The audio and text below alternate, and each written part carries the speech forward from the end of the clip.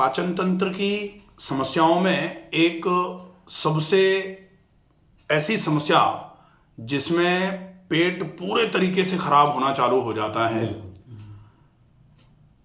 और पूरे ही आमाशय में जिसमें सूजन आना चालू हो जाती है। पूरे आमाशय में सूजन का मतलब है आमाशय मतलब स्टमक और पूरा मतलब पेन। स्टमक को गैस्टर बोलते हैं। अच्छा। तो पूरे ही गैस्टर में जब सूजन आ जाए तब समस्या का नाम होता है पेन गैस्ट्राइटिस।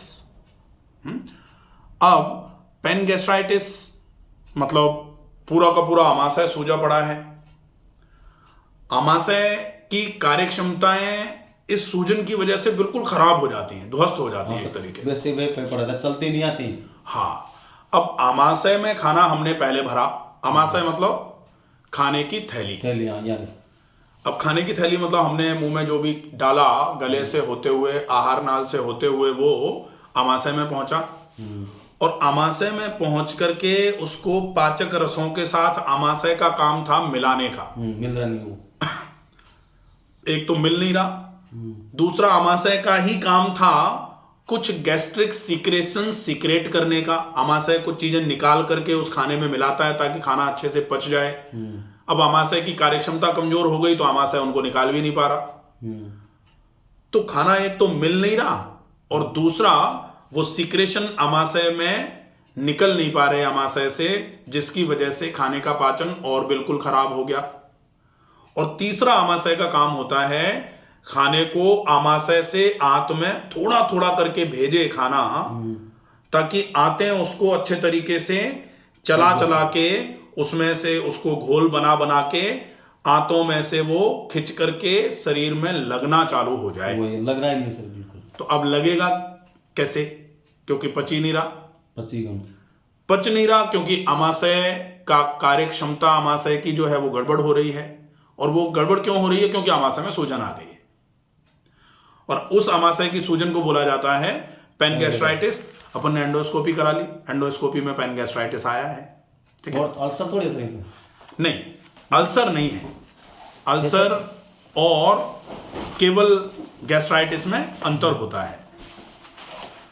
अल्सर अगर होता तो इसमें गैस्ट्रिक अल्सर लिखा होता। अच्छा। घाव होता आमाशय में। यहां अभी आमाशय में सूजन है सिर्फ। ये टैबलेट दी सर, संदीप नहीं जाओ नहीं, उसको दिखाए थे मैंने कल परसों। फिर मुझे आपका वीडियो देखा, फिर मुझे चलो एक बार मिल तो सही क्या क्या है। ये तो है। दवाइयां तो बेसिकली यही चलती हैं।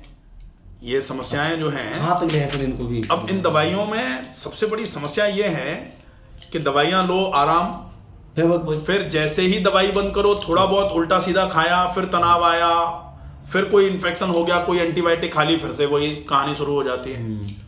तो इस समस्या का पूरे तरीके से निदान अगर करना है, इलाज करना है अगर सर कर लो परेशान, तो बहुत जरूरी है पूरा फॉलोअप करने की। और पूरा फॉलोअप मतलब सवेरे से लेके शाम तक सारी चीजों को अच्छा फॉलोअप पर रखना पड़ेगा। बाकी मेडिसिन की जो बात आती है ना, मेडिसिन तो यही चलती है इस कंडीशन में। तो वो मेडिसिन उन्होंने दे रखी हैं। अब हम देखें कि इस पेन गैस्ट्राइटिस में और क्या प्रॉब्लम लगती है। तो एक तो पेट फूला रहेगा। पेट फूला रहता है। पेट भारी है। खाना खाया तो ठीक, नहीं खाया तो भी ठीक। एक रोटी खाया तो ठीक, नहीं खाया तो ठीक। लेकिन नहीं खाने से थोड़े समय तक की ठीक रहेगी स्थिति। नहीं खाने के बाद जब आप दोबारा खाओगे ना तो पेट एकदम बहुत फूलेगा, क्योंकि पेट में गर्मी है। हाँ, पेट पूरा अंदर से ऐसा गर्म हो रखा है, इतना पतकाली चूड़ रखी है। बिल्कुल बिल्कुल। अब वो जो स्थिति है, इस स्थिति में अपने को सबसे पहला काम करना है कि पूरे के पूरे पाचन नाल को, पूरी पाचन नली को अच्छे तरीके से धो के खंगाल के साफ कर दो। पहला नंबर। दूसरे नंबर पर सिर्फ वही खाया जाए जो आपके लिए बहुत उपयोगी है। कुछ भी ऐसा ना खाया जाए जो पेट को अब जलाए। अब वो क्या होगा? मसाले, लाल मिर्च, तली हुई चीजें, मैदे की बनी हुई चीजें, नहीं खाता हूं, या फिर पैक्ड आइटम, बाहर की पुराने समय की रखी हुई चीजें जो होती है ना, जिनमें एक्सपायरी डेट लिखी रहती है, तो वो चीजें खाना कुछ समय के लिए बिल्कुल बंद कर दिया जाए। कर दूंगा सब बिल्कुल। हाँ, आप ज्यादा से ज्यादा कोशिश ये करो कि जो सीजनल है और जो रीजनल है, रीजनल मतलब जो आपके आसपास चीजें हो रही हैं, क्योंकि वही फ्रेश हो सकती हैं। घर में जैसे अपने खेती हो रही है और गाजर का सीजन है, गाजर मिल जाएगी। और जो गाजर अगर मान लो गांव में ही उगाई जा रही है तो बिल्कुल फ्रेश मिल जाएगी। सवेरे सवेरे वो निकालेगा खेत में से और दोपहर में आपके पास आ जाएगी। अब मंडी में से गाजर ले आए तो मंडी में 2 दिन पहले आई थी, उसके बाद फिर मंडी वाले ने रोकी, फिर आपके आप पास आई, फिर छोटे वाला मंडी वाला ले आया, फिर व्यापारी लाया, वहां से आप लेके आए। तब तक तो चीजें, उसके पोषक तत्व जो है ना वो गड़बड़ होना चालू हो जाते हैं। इसीलिए कहा जाता है फ्रेश चीजें जो है ना वो जितना इफेक्ट करती हैं रखी हुई चीजें उतना नहीं कर सकती। इसीलिए कोशिश ये करनी है कि ताजे फल, ताजी हरी सब्जियों का जूस और ताजी हरी सब्जियों की ही सब्जी, उस सब्जी में भी उसको तल तल के या फिर उसको फ्राई कर करके उसको काला पीला नीला कर करके खाएंगे ना तो फिर वो बर्बाद हो जाएगा। जैसे आप बिल्कुल बढ़िया फ्रेश लौकी लेके आओ, लौकी छोड़ दो, आप तो गाजर लेके आओ, फ्रेश गाजर लेके आए हो, आप उस फ्रेश गाजर को अच्छे तरीके से धो के उसका जूस निकाल के पियो, मजा आ जाएगा। और उसी फ्रेश गाजर को आप काट करके तेल में तल तलू करके उसको फ्राई कर दो ज्यादा, तो हो सकता है आपके जीव को मजा आए लेकिन आपके पेट को मजा नहीं आएगा। पेट को मजा तो जितना उस जूस को पीने में आएगा ना, ताजे गाजरों का रस, वो पूरा तन बदन बिल्कुल बढ़िया हो जाएगा उससे। तो ताजी चीजों का उपयोग ज्यादा करना है, रखी हुई चीजों का उपयोग कम करना है। सादा पानी जितना ज्यादा मात्रा में पिएंगे उतना अच्छा रहेगा।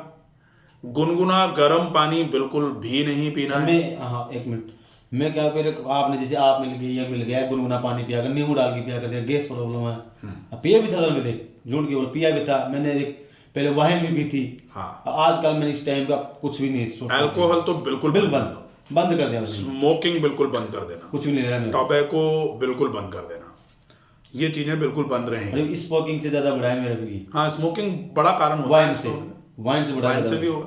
Alcohol, smoking, tobacco.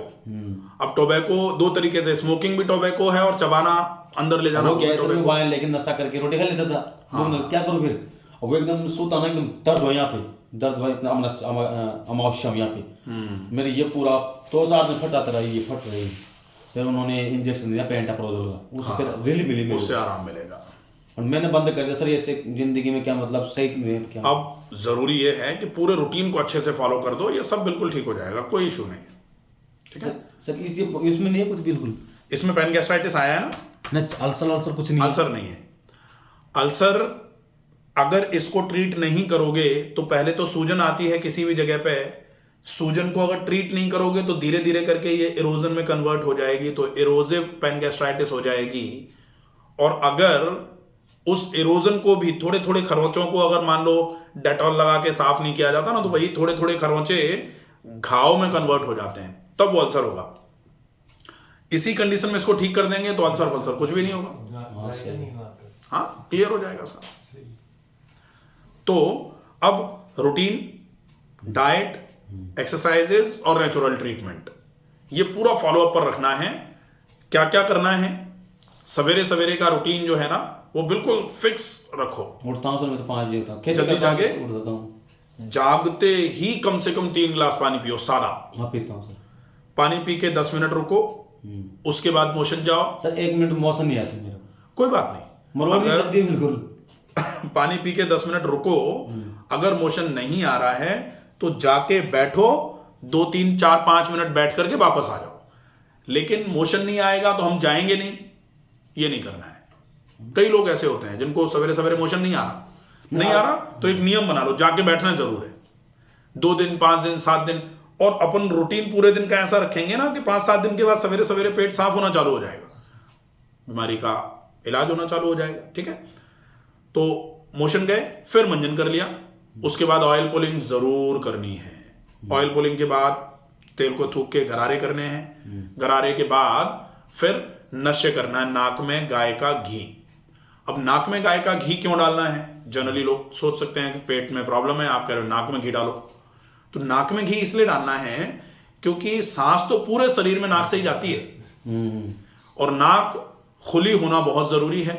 अगर नाक बंद हुई तो कहा जाता है नासा है सिरसो द्वारम, नासिका मस्तिष्क के लिए द्वार का काम करती है और अगर नाक बंद तो मस्तिष्क तक नहीं पहुंच पाएंगी चीजें। तो ऑक्सीजन अगर यहां कम पहुंचा तो ये मान लो धीरे धीरे करके चिड़चिड़ापन जो है ना वो छत पे पहुंच जाना है, इतना भयंकर इरिटेशन बढ़ेगा, इतना भयंकर गुस्सा आएगा कि दिक्कत हो जाएगी। तो नाक में घी जरूर डालना है। नाक में घी डाल दिया, इसके बाद पेट को एक बार के लिए सॉफ्ट तरीके से साफ करवाना है। साफ कराने के तो कई तरीके हैं। टेबलेट, अभी मान लो हरड़ का चूरन दे दें आपको कैस्टर ऑयल वाले फॉर्मूले के साथ में, तो वही तो कह रहे हैं, वो तो गर्मी कर देगा। तो अपने को सॉफ्ट तरीके से साफ करना है। तो सॉफ्ट तरीके से साफ करने का सबसे बढ़िया काम करेगा आंवला। तो फ्रेश आंवला चल रहा है अभी लगभग 21 दिन के लिए आंवला, 2 फ्रेश आंवले, सही साइज के, कड़वे नहीं होने चाहिए। हाँ, जो बिल्कुल छोटे होते हैं ना वो कड़वे होते हैं। तो थोड़े सही साइज के आंवले 2, उनको बीज निकाल करके मिक्सी में ग्राइंड कर दो थोड़ा पानी डाल के, और बिना छाने उसका जो भूसी टाइप की आती है ना आंवले की, बीज के जो रफेज होता है, फाइबर जो होता है उसका, उसके साथ में ही उसमें थोड़ी सी ताल मिश्री मिलाओ।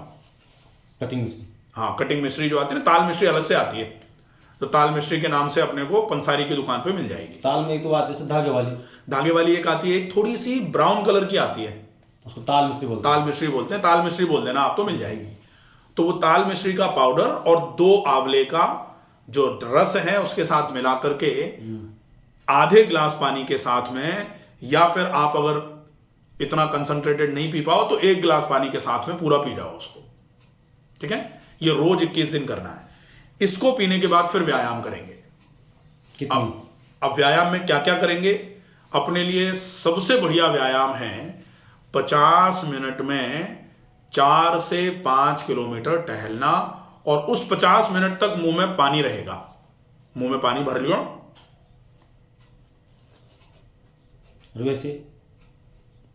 वैसे चलते हैं तो क्या होता है, नाक बंद है, अपन मुंह से सांस भरते हुए चलेंगे। अब मुंह से सांस भरते हुए चलने का फिर इफेक्ट नहीं मिलेगा, तो हम तो मुंह में पानी भर के ही चलेंगे। अब हम हर 10 से 15 मिनट में पानी को निगल लेंगे और दूसरा पानी भर लेंगे। तो एक छोटी बॉटल 100 ml की जेब में डाल के चलो। 15 मिनट हुए, पानी निगल लिया, दूसरा पानी भर लिया, फिर चले, फिर 15 मिनट बाद निकल लिया। ऐसे करके 2-3 बार आपको पानी बदलना पड़ेगा। ठीक है, ये हो गया।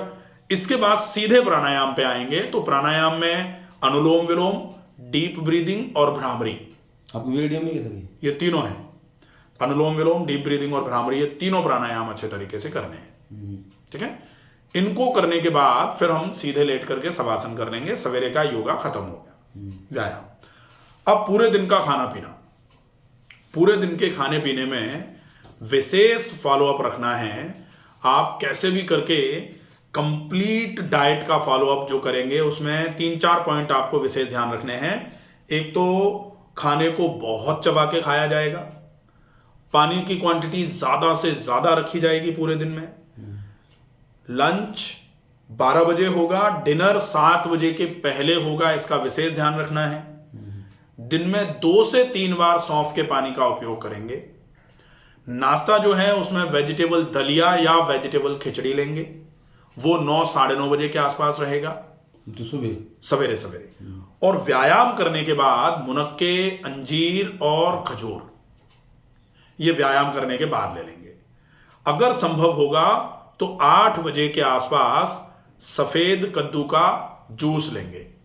सफेद कद्दू जो आता है ना, व्हाइट पेठा जो आता है, एसगार्ड बोला जाता है उसको, मंडी में मिल जाता है कद्दू के जैसा। उसको लाके रख लो, कपड़े से ढक के रख लेना फ्रिज में काट के, और इतना सा लिया, उसको मिक्सी में थोड़ा पानी डाल के अच्छे तरीके से ग्राइंड किया, छान करके उसका 1 ग्लास जूस पी लिया। तो ये सवेरे से लेकर शाम तक का रूटीन डाइट का रखना है। इसके अलावा रात को सोने के पहले हल्के गुनगुने पानी में पैर डालने हैं, ये जरूर। और दिन में 2 बार ठंडे पानी का गीला तौलिया, एक मोटा गीला तौलिया ठंडे पानी का पेट पे रखा और 20 मिनट के लिए रखना है एक बार में। दिन में 2 बार रखेंगे, एक बार सवेरे और एक बार रात को सोने के पहले। ठीक है, ये पूरा कंप्लीट रूटीन है। 21 दिन तक 21 दिन तक प्रॉपर तरीके से पूरा फॉलो करेंगे इसको, डेफिनेटली ये समस्या बिल्कुल क्लियर हो जाएगी। और फिर भी अगर कोई दिक्कत लगती है तो फिर मुझे मेरे नंबर पे व्हाट्सअप का नंबर है वो, उस पर व्हाट्सअप मैसेज करेंगे, देख लूंगा मैं। ठीक है।